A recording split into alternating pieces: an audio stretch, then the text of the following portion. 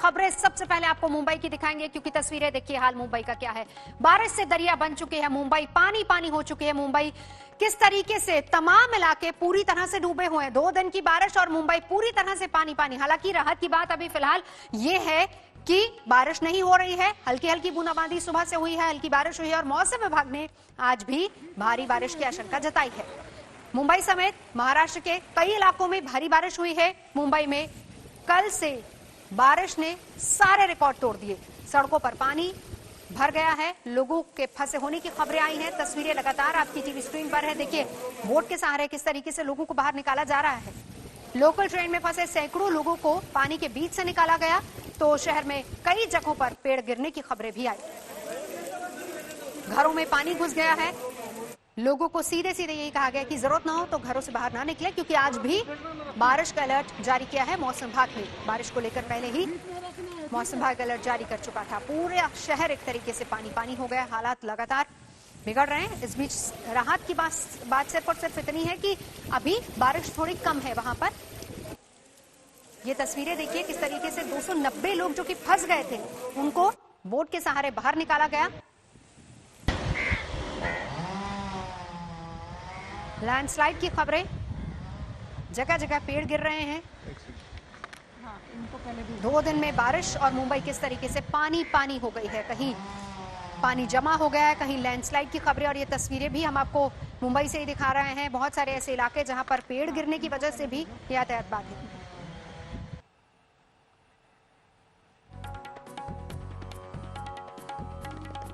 तो कल मुंबई में ऐसी मूसलाधार बारिश हुई है कि दक्षिण मुंबई के कोलाबा इलाके में पिछले 46 साल का रिकॉर्ड टूट गया है।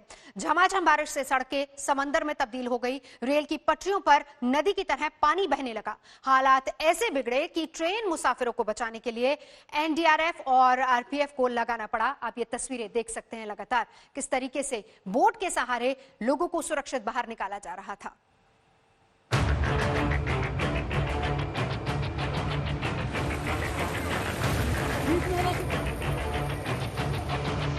जब भारी बारिश से दरिया बना रेलवे ट्रैक, जब आफत में फंसी 290 लोगों की जान, जब रेलवे की पटरी पर चलने लगे बोट,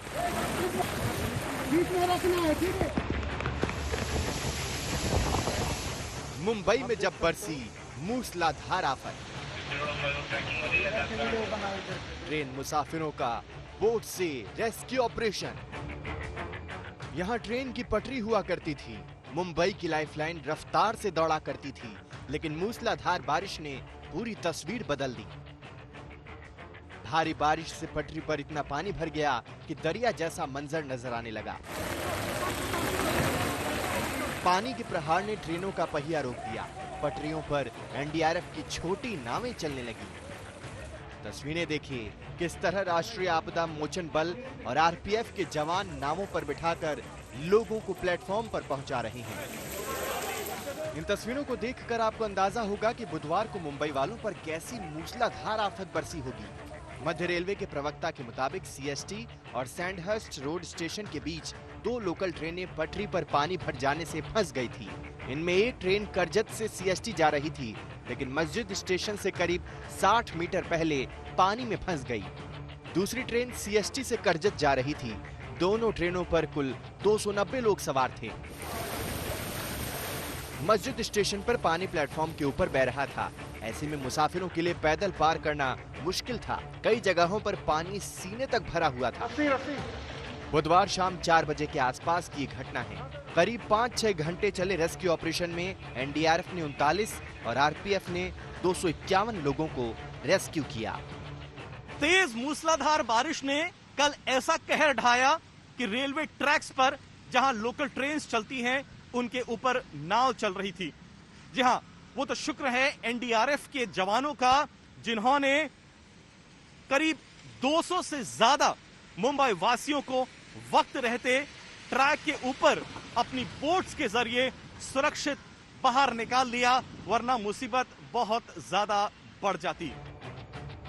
बुधवार सुबह से हुई मूसलाधार बारिश में सेंट्रल और वेस्टर्न लाइन पर सुबह से ही पानी भरना शुरू हो गया था। विरार और दहाणु के बीच पटरी पर पानी भरने से ट्रेन सेवा पूरी तरह प्रभावित रही। ये तस्वीर उसी की सबसे बड़ी गवाही है। विद्या और एजाज खान के साथ पंकज उपाध्याय, मुंबई आज तक। हालात देखिए, कल रात की ये तस्वीरें, किस तरीके के हालात वहां हैं। इस बीच मौसम विभाग ने कहा है कि आज भी अलर्ट है, जरूरत ना हो तो लोग घरों से बाहर ना निकले। चलेंगे सीधा मुंबई, हाल क्या है वहां का जानने की कोशिश करेंगे। पंकज उपाध्याय हमारे सहयोगी इस वक्त हमारे साथ जुड़ चुके हैं। पंकज, अभी की तस्वीर क्या है, क्या हालात है वहां पर मुंबई में अभी? नवजोत, बारिश नहीं हो रही है, लेकिन मुंबई के तमाम हाईवेज में सड़कों पे मलबा जमा है, पेड़ों की शाखें टूटी हुई हैं, गाड़ियां जो हैं वो आड़ी तिरछी, कहीं भी लोग छोड़कर चले गए थे अपनी जान भगाकर। अब मुंबई पुलिस के कर्मी, बीएमसी के कर्मी सड़कों पर हैं। जो गाड़ियां हैं जिनकी वजह से पूरा ट्रैफिक अवरुद्ध हो रहा है, उनको हटाया जा रहा है। गाड़ियों को आप खुद देख सकते हैं कितना ज्यादा नुकसान पहुंचाता। और यहाँ पर ईस्टर्न फ्रीवे के पास में हूँ, आप यकीन नहीं मानेंगे, लगातार जितने पेड़ों की जो श्रृंखला है वो टूटी हुई है। 1.5 से 2 किलोमीटर तक मैं घूमा हूं, मैंने पूरे इलाके में देखा है, सब जगह जो पेड़ हैं वो टूटे हुए हैं। हालांकि मुस्तैदी दिखाते हुए बीएमसी ने पेड़ तो काट दिए हैं, लेकिन अब काम है, क्योंकि जो पेड़ की शाखें हैं वो आधे रास्ते पर आ गई हैं, उनको काटना, जिससे ट्रैफिक अवरुद्ध ना हो और मुंबई वासियों को और तकलीफ ना हो। इसलिए बीएमसी ने यहाँ पर देखिए किस तरीके से कर्मियों को काम पे लगा दिया है, टहनियों को काटा जा रहा है। और ये जो हाल है न सिर्फ सिटी साइड में बल्कि सबअर्बन इलाके में भी है, हर जगह ऐसे ही हाल है। जो कल तमाम लोग अपनी गाड़ियों को कहीं पर छोड़ के सुरक्षित स्थानों पर या अपनी घरों की तरफ पैदल ही चले गए थे, अब वो वापस आ रहे हैं अपनी गाड़ियों को वापस लेने के लिए, क्योंकि काफी गाड़ियां खराब हो चुकी हैं, इसलिए उनको हटाने में भी अच्छी खासी मशक्कत आ रही है। बस शुक्र इस बात का है कि इस वक्त बारिश नहीं हो रही है, लेकिन अगर एक बार बारिश शुरू होती है, यानी उसका मतलब सीधा सीधा ये होगा, मुंबई वासियों की मुसीबत फिर से बढ़ेगी। नजर बनाए रखिए पंकज, शुक्रिया पूरी जानकारी के लिए। हालात क्या है पंकज बता रहे थे। आगे बढ़ते हैं। सुशांत सिंह राजपूत केस में सबसे पहले बात हम उन सनसनीखेज आरोपों की कर लेते हैं। बीजेपी के नेता नारायण राणे ने आरोप लगाया है कि सुशांत सिंह की हत्या हुई है और इस मामले में उन्होंने सूरज पंचोली का नाम भी घसीटा है। ऐसा जवान लड़की लोग को लेके जाके पार्टी में उसको मारना और एडमिट करना, मगर ये छुपा नहीं सकते। महाराष्ट्र सरकार जो आज है वो गुनेगार को प्रोटेक्शन दे रहे हैं, बचाने की कोशिश कर रहे हैं। असली गुनेगार मैं समझता हूं 3 पार्टी का सरकार है, दूसरे 2 पार्टी के लोगों ने करने नहीं देना चाहिए। इस तरह की मर्डर करना और आत्महत्या करके करना, ये लोगों का धंधा है, काफी लोगों के साथ हुआ है। अब पुलिस लोग के मदद से ही ये सब छुपा देते हैं। ये आपको उनसे पूछना चाहिए कि उनको ये बात किसने बताया, क्योंकि नारायण राणे सर कह रहे हैं कि मेरे घर पे शायद से पार्टी हुआ था और मेरा कोई कनेक्शन है सुशांत की एक्स मैनेजर दिशा से या सुशांत से। तो पहली बात मैं ये कहना चाहता हूँ कि ये सब जो न्यूज आई है या अफवाहें आई हैं, ये सिर्फ सोशल मीडिया के थ्रू आई है। ओके, जो भी आज फेसबुक पे लोग लिखते हैं या यूट्यूब पे लोग जो वीडियोस बना रहे हैं फ्रस्ट्रेशन में, वो न्यूज चैनल्स उठा के उसे आर्टिकल बना रहे हैं। ना मेरे घर में कभी कोई पार्टी हुई थी। तो अब सीबीआई इस पूरे मामले की जांच करेगी और आपको बता दें कि मुंबई पुलिस भी 50 से ज्यादा लोगों के बयान दर्ज कर चुकी है। इस बीच ईडी मनी लॉन्ड्रिंग के केस में रिया से पूछताछ करेगी और बिहार पुलिस ने जो कुछ भी अभी तक जांच की है उसको भी आधार एक तरीके से बनाया जाएगा। यानी सीबीआई आज पूरी तरह से तैयार है और पूरे एक्शन में अब सीबीआई होगी। तो उधर ईडी भी पूरे एक्शन में है, क्योंकि आज रिया के सीए से पूछताछ होनी है, जबकि कल यानी कि 7 अगस्त को रिया के अफसर रिया से पूछताछ कर सकते हैं और मनी लॉन्ड्रिंग को लेकर ईडी जांच कर रही है। इस बीच ये भी बताएं कि परिवार के खातों को भी खंगाला जाएगा, उनकी भी जानकारी ली जाएगी। सुशांत के खातों से रिया के परिवार को जो भी पैसे दिए गए या फिर वहां से जो भी खर्चा हुआ रिया के परिवार ने किया, उन पर भी अब पूछताछ हो सकती है। ईडी ने रिया को समन भेजकर 7 अगस्त को पूछताछ के लिए बुलाया है। बुधवार को ईडी ने सुशांत के हाउस मैनेजर से पूछताछ की थी और सुशांत केस की अब सीबीआई जांच के बीच रिया मुंबई में अपने अपार्टमेंट में लौट आई है। तो सुशांत केस में सीबीआई जांच को भले ही केंद्र की मंजूरी मिल गई हो, लेकिन एक्सपर्ट्स के मुताबिक इस मामले में महाराष्ट्र सरकार की मंजूरी भी जरूरी होगी। देश मांग कर रहा था सीबीआई को जांच सौंपी जाए। महाराष्ट्र सरकार किसे बचाने का प्रयास कर रही थी? क्या कारण थे कि महाराष्ट्र सरकार ने इतना लंबा समय खींचा? आज जो देश के लोग मांग कर रहे थे, सुशांत सिंह राजपूत का परिवार मांग कर रहा था, न्यायपालिका ने उन सभी की मांग का सम्मान किया है। सेटबैक तो नहीं है, लेकिन अब मैंने कहा ना कि स्क्रिप्ट लिखा है कि सरकार को बदनामी करना है, तो आप क्या कर सकते हो? क्या इस प्रकार की आत्महत्या और हत्या, इस प्रकार की वारदात जो बहुत ही दर्दनाक होती है, क्या ऐसी घटनाएं और राज्य में नहीं हो गई? नहीं हो गई। सभी राज्य, गुजरात में होता है, बिहार में देखिए, यूपी में देखिए, क्या सभी केसेस क्या सीबीआई के पास जाते हैं? क्या सीबीआई को इतना ही काम है क्या? सीबीआई सेंट्रल इन्वेस्टिगेशन एजेंसी है, केंद्रीय जांच एजेंसी है। उनके पास और भी महत्वपूर्ण काम हो सकते हैं, लेकिन आप उनको ऐसे विषय में घसीट कर आप क्या देश को संदेश देना चाहते हैं? तो 2 राज्यों की सरकारें आमने सामने।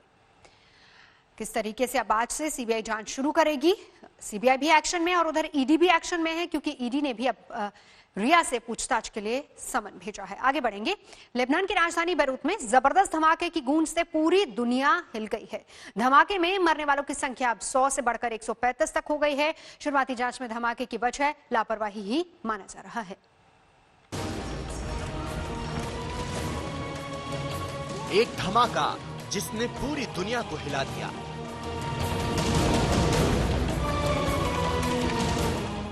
एक धमाका जिसकी गूंज पूरी दुनिया ने सुनी। एक धमाका जिसकी तबाही न पहले कभी देखी गई, न पहले कभी सुनी गई।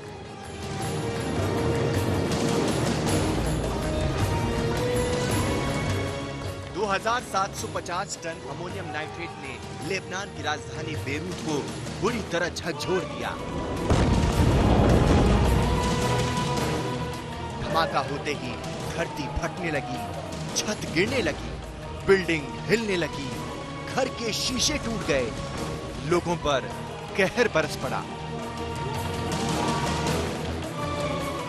जहां धमाका हुआ उसके आसपास के इलाके में मौत पलक झपकते ही टूट पड़ी।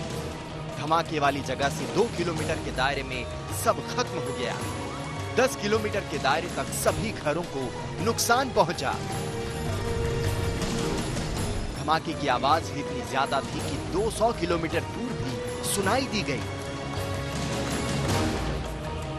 कई किलोमीटर के दायरे में लोगों के कान धमाके की आवाज से फटने लगे। धमाके के समय इस चलती हुई कार के ड्राइवर का संतुलन अचानक खो गया। धमाके से कारें खिलौने की तरह कई मंजिल की ऊंचाई तक उछल गईं। कई इमारतें एक पल में धराशायी हो गईं। इस धमाके में मरने वालों की संख्या बढ़कर 130 से ज्यादा हो गई है। 5000 से ज्यादा लोग घायल हैं। मरने वालों की तादाद और बढ़ सकती है। سيارتي طاحت طربشت السيارة والإزاز أظن هذا جروح إزاز والسيارة بس هيك مثل هول صارت। बेरूत का धमाका इतना जबरदस्त था कि लोग इसे परमाणु हमला बताने लगे। धमाका बेरूत के एक बंदरगाह पर एक गोदाम में रखे 2750 टन अमोनियम नाइट्रेट से हुआ। ये विस्फोटक सामग्री असुरक्षित तरीके से 6 साल से यहाँ रखी हुई थी। शुरुआती जांच में धमाके की वजह लापरवाही मानी जा रही है। भले ही लेबनान सरकार इसे लापरवाही से हुआ हादसा मान रही है, लेकिन अमेरिकी राष्ट्रपति ने इसे भयानक हमला करार दिया है। be there to help. It looks like a terrible attack. ये धमाका उस वक्त हुआ है जब लेबनान 1975 से 1990 के गृह युद्ध के बाद से अब तक के सबसे बड़े आर्थिक संकट से जूझ रहा है। अभी इस मामले की जांच जारी है और अमेरिका ने जांच में सहयोग देने का वादा किया है। आज तक ब्यूरो।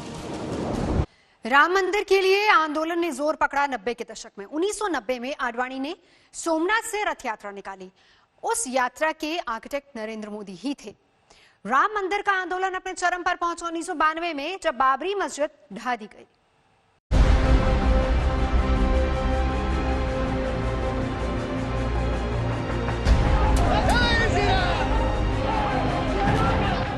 वो साल था 1990। राम मंदिर आंदोलन को धार देने के लिए बीजेपी के दिग्गज लाल कृष्ण आडवाणी ने अयोध्या के लिए रथ यात्रा निकाली। मकसद था मंदिर के पक्ष में जन समर्थन जुटाना और राजनीतिक पकड़ को मजबूत करना। रथ यात्रा की शुरुआत के लिए सोमनाथ को चुना गया। आडवाणी ने सोमनाथ में पूजा की और राम मंदिर निर्माण का संकल्प लिया और रथ लेकर निकल पड़े।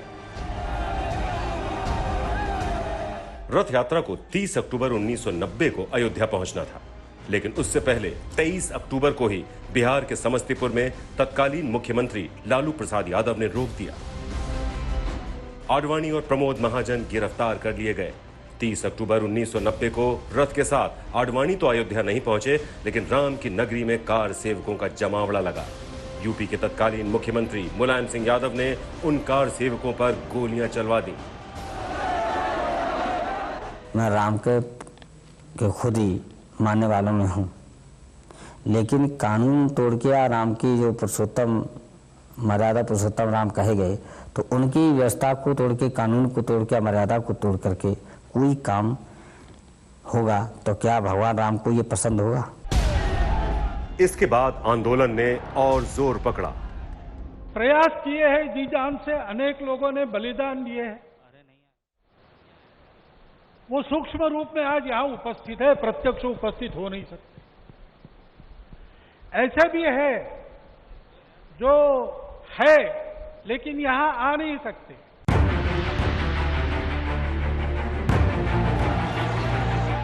उन्नीस 1990 में केंद्र में कांग्रेस की और यूपी में बीजेपी की सरकार बनी। कल्याण सिंह उत्तर प्रदेश के मुख्यमंत्री बने। अब यूपी सरकार ने अयोध्या में 2.77 एकड़ जमीन का अधिग्रहण किया और राम जन्मभूमि न्यास ट्रस्ट के हवाले कर दिया, लेकिन अदालत ने किसी भी तरह के निर्माण पर रोक लगा दी। राम का मंदिर बन रहा है, मेरे जीवन भर की आकांक्षा थी, और मेरी नहीं, मेरे जैसे करोड़ों हिंदुओं की आकांक्षा थी कि राम का मंदिर बने, और राम का मंदिर बनने के बाद देश का स्वाभिमान, देश का सम्मान बढ़ेगा। 6 दिसंबर को अयोध्या में करीब 2 लाख कार सेवक मौजूद थे। बीजेपी के बड़े नेताओं की भी मौजूदगी थी, साधु संत भी थे। कार सेवकों ने जय श्री राम का नारा लगाया और बाबरी मस्जिद ढहा दी गई। बाबरी मस्जिद ढहने के बाद राम मंदिर आंदोलन चरम पर पहुंच गया, लेकिन मामला इलाहाबाद हाईकोर्ट में था। 2003 में हाईकोर्ट ने एएसआई को विवादित जगह पर खुदाई के आदेश दिए। 2010 में हाईकोर्ट ने फैसला सुनाया और विवादित जमीन को 3 हिस्सों में बांटने के आदेश दिए, लेकिन हिंदू और मुसलमान दोनों पक्षों ने सुप्रीम कोर्ट में याचिका लगाई। 9 साल बाद यानी 2019 में सुप्रीम कोर्ट ने मंदिर बनने का रास्ता साफ कर दिया। देश के करोड़ों लोगों का इंतजार पूरा हो गया। आंदोलन कामयाब रहा। अब कोई रोड़ा नहीं है। जल्द ही अयोध्या में भगवान राम का भव्य मंदिर दिखाई देगा। आज तक ब्यूरो। बड़ी खबर, सुशांत सिंह राजपूत केस में बीजेपी नेता नारायण राणे ने सनसनीखेज आरोप लगाते हुए दावा यह किया है कि सुशांत की हत्या हुई है। उन्होंने इस मामले में सूरज पंचौली का नाम लिया है और जिस पर आज तक से बातचीत में सूरज पंचौली ने सफाई दी। सूरज पंचौली ने कहा कि वो दिशा साल्यान को नहीं जानते और उनके घर 13 जून को कोई पार्टी नहीं हुई थी, जैसा कि नारायण राणे कह रहे हैं। नारायण राणे सर कह रहे हैं कि मेरे घर पे शायद से पार्टी हुआ तो मेरा कोई कनेक्शन है सुशांत की एक्स मैनेजर दिशा से या सुशांत से।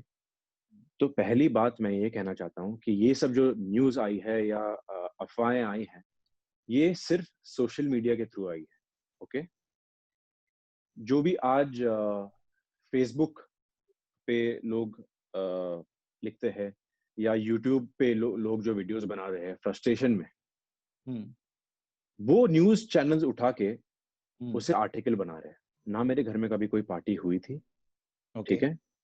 एक मैसेज है व्हाट्सएप पे, हर जगह गया है। मुझे मेरे दोस्तों ने दुबई से, लंदन से, हैदराबाद से भेजा है कि सूरज के घर पे पार्टी हुई थी, सूरज के पेंट हाउस में पार्टी हुई थी, जहाँ पे सूरज ने सुशांत, दिशा, आदित्य ये सबको बुलाया था। With Aditya I mean Aditya Thackeray. सबसे पहले बात, मेरे पास पेंट हाउस है नहीं। I live on a first floor in Versova. Okay, the police are aware of me not being included or me not being attached to this case. I don't know why they're not saying anything. I don't know why Mumbai police is shut about this. They should be saying something about this. I don't care what Mr. Narayan Rane is saying. Okay. Did Sushant's family say this? Is my first question. Did Sushant's father say this? Did Sushant's sister say this? Did Sushant's relatives say this about me, that I had anything to do with Sushant? कि मेरा क्या लेना देना था उसके साथ?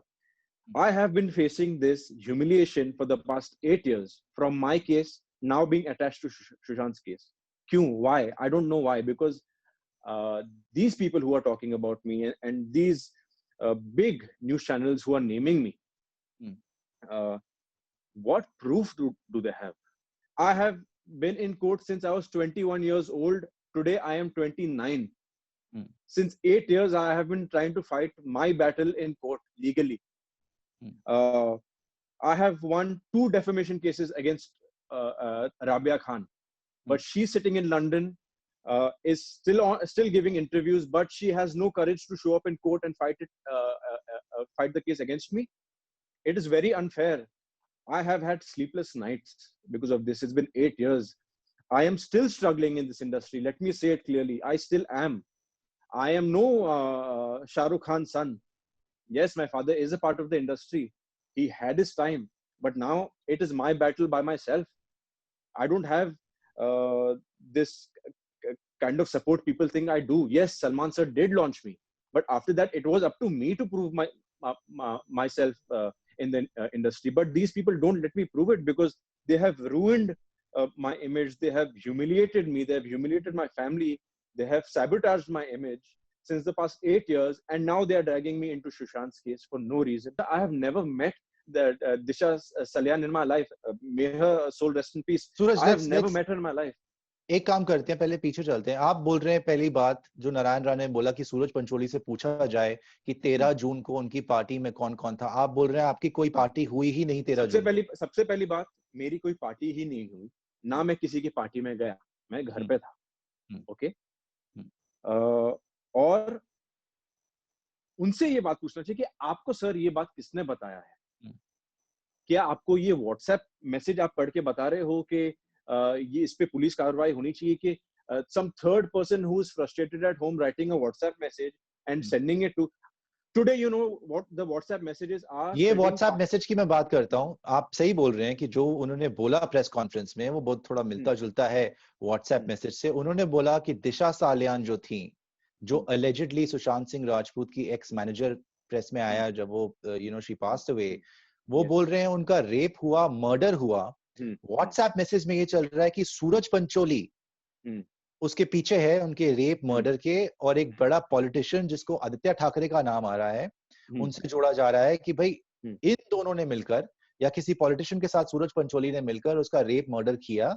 और ये बात दिशा ने सुशांत को बता दी थी और सुशांत पब्लिक जाना चाहता था या इस बात से बहुत ज्यादा। मैं आपको बताता हूँ ये कहाँ से शुरू हुआ, ठीक है?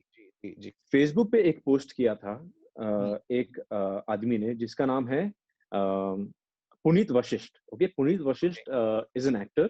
He has done a couple of films before. I keep seeing him in Juhu because I used to live there earlier. Okay. I mean, even if you cross Juhu every afternoon or evening, you'll see him outside next to the Marriott Hotel or whatever, roaming around. So basically, this gentleman has written a big article on his Facebook. Okay, so he has written a 9-point synopsis where he has claimed in his head how he thinks this must have taken place. जहाँ पे उसने बोला सूरज का relation था दिशा से, सूरज ने दिशा को pregnant किया, उसके बाद सुशांत को पता चला, फिर ये वो whatever it is. That is when I got scared. I'm like, what is this? Where is this entire article from Facebook going to?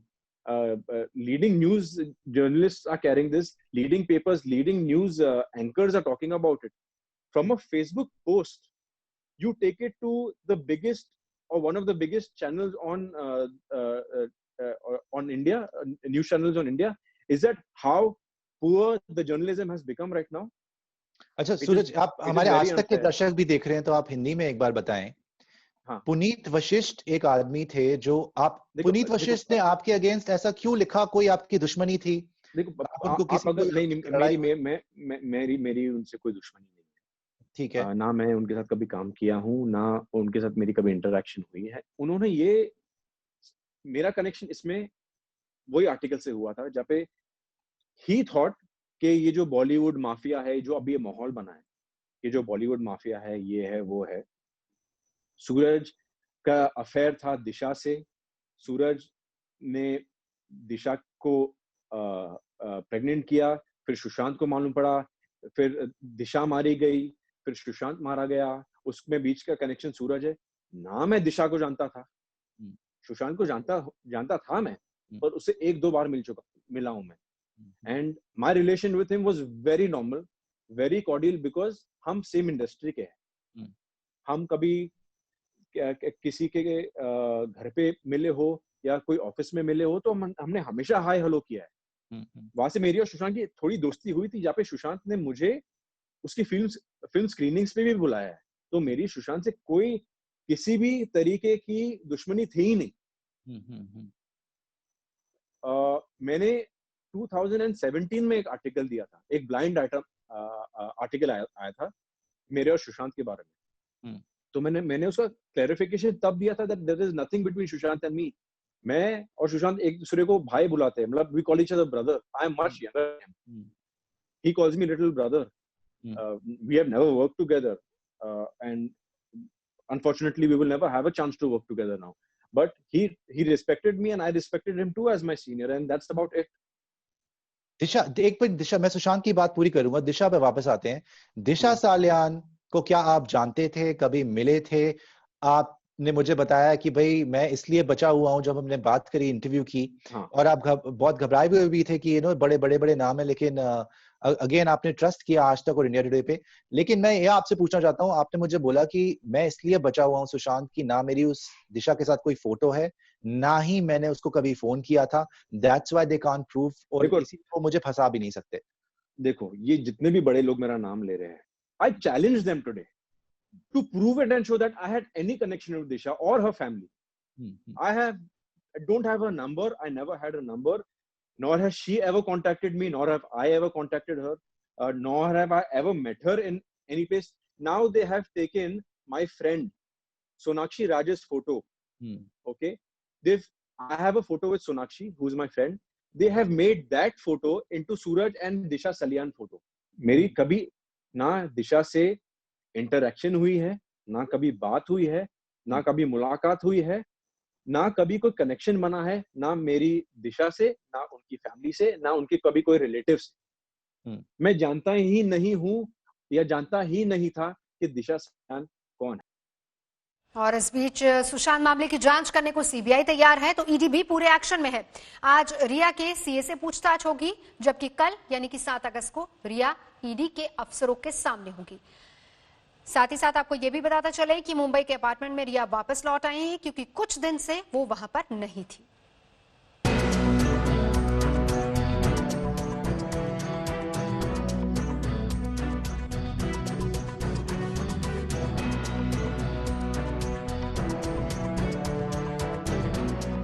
Supreme court रिया चक्रवर्ती की याचिका पर क्या फैसला सुनाती है?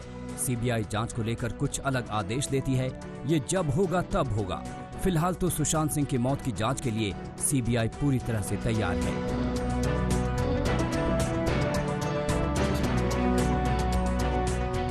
बुधवार को केंद्र ने बिहार सरकार की सिफारिश मंजूर कर ली। केंद्रीय कार्मिक विभाग ने सीबीआई जांच का नोटिफिकेशन जारी कर दिया। सीबीआई के मुताबिक उसे नोटिफिकेशन मिल भी गया और वो सुशांत केस की जांच अपने हाथ में लेने की तैयारी में जुट गई है। पूरा देश समझ रहा था कि यही होना, ये तो होना ही है, सब लोग समझ रहे थे। और मुझे लगता है कि जिस तरह से माननीय सुप्रीम कोर्ट का इसमें एक्शन हुआ है तो देश के लोगों में, सुशांत के चाहने वालों में एक अच्छा संदेश गया है कि अब और उम्मीद जगी है लोगों की कि निश्चित रूप से और सीबीआई की तरफ भी मामला गया हुआ है तो निश्चित रूप से जांच अब पुख्ता होकर के आएगा। सुशांत सिंह की मौत के केस में सीबीआई के एक्शन में आने का अभी इंतजार है, तो दूसरी तरफ केंद्र की एक और एजेंसी ईडी पूरी तरह से एक्शन में आ चुकी है। ईडी ने सुशांत के परिवार के आरोपों पर मनी लॉन्ड्रिंग का मामला पहले ही दर्ज कर लिया है और सुशांत के खातों से करोड़ों की रकम इधर उधर होने की जांच कर रही है, जिसका सीधा आरोप सुशांत की गर्लफ्रेंड रिया चक्रवर्ती पर है। ईडी ने रिया को समन भेजकर 7 अगस्त को पूछताछ के लिए बुलाया है। उससे पहले आज रिया के सीए से ईडी पूछताछ करेगी और कल यानी बुधवार को ईडी ने सुशांत के हाउस मैनेजर सैमुअल मिरांडा से पूछताछ की। इस बीच सुप्रीम कोर्ट में एक और जनहित याचिका दायर कर दी गई है, जिसमें सुशांत और उनकी पूर्व मैनेजर दिशा सालियान की मौत के कनेक्शन का शक जाहिर करते हुए दोनों मामलों की एक साथ सीबीआई जांच की मांग की गई है। नारायण राणे के इन आरोपों के बाद अभी तक दिशा की मौत में किसी गड़बड़ी के होने से इनकार करने वाली मुंबई पुलिस लोगों से अपील कर रही है कि अगर किसी के पास कोई जानकारी हो तो साझा करे। उधर ईडी के बुलावे पर रिया चक्रवर्ती मुंबई में अपने प्राइम रोज अपार्टमेंट वाले घर में लौट आई हैं। कई दिनों से उनका कोई पता नहीं था। मुंबई से दिवेश और सुजीत झा, मुस्तफा शेख और दिल्ली से मुनीश पांडे के साथ आज तक ब्यूरो। सुशांत सिंह राजपूत केस में कई दिनों बाद रिया चक्रवर्ती सामने आई हैं। रिया मुंबई में अपने अपार्टमेंट में लौटी हैं। इस बीच ईडी ने रिया को समन जारी किया है और शुक्रवार को हाजिर होने के लिए कहा है। सुशांत की पूर्व मैनेजर की पोस्टमार्टम रिपोर्ट में भी कई खुलासे हुए हैं, लेकिन पेच अब भी बाकी है।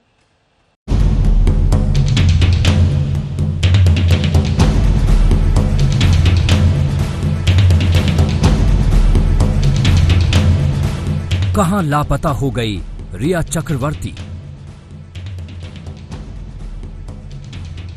कहां अंडरग्राउंड हो गई रिया? इस तरह की मर्डर करना क्यों नहीं पटना पुलिस के सामने आ रही?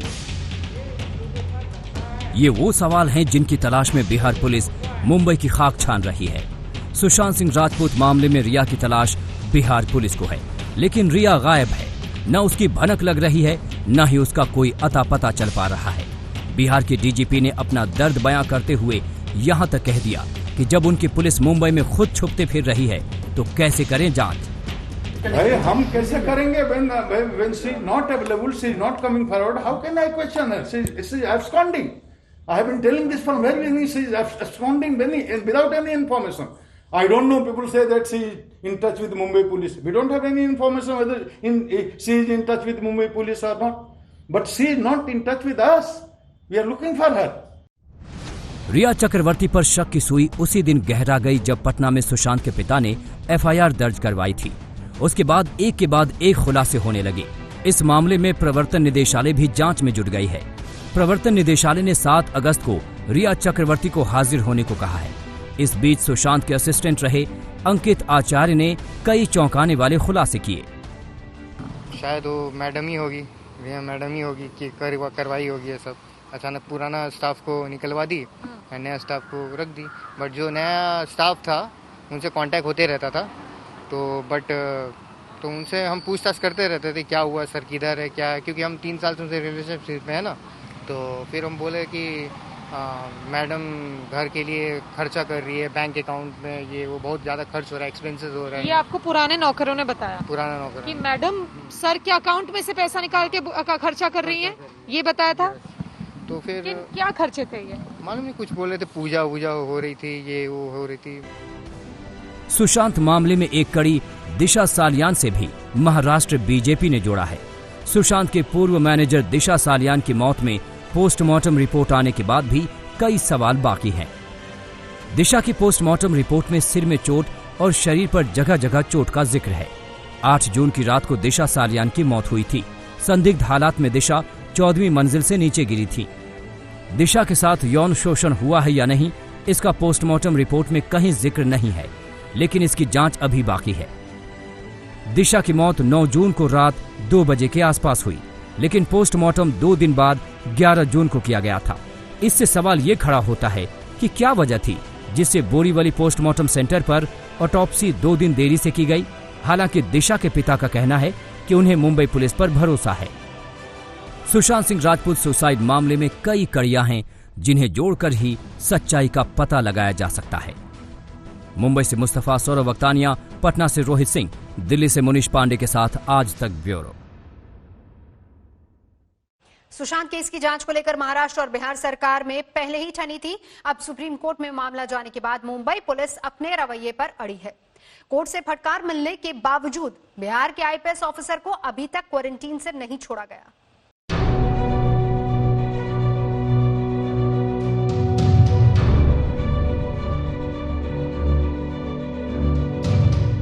मामला सुप्रीम कोर्ट तक आ चुका है।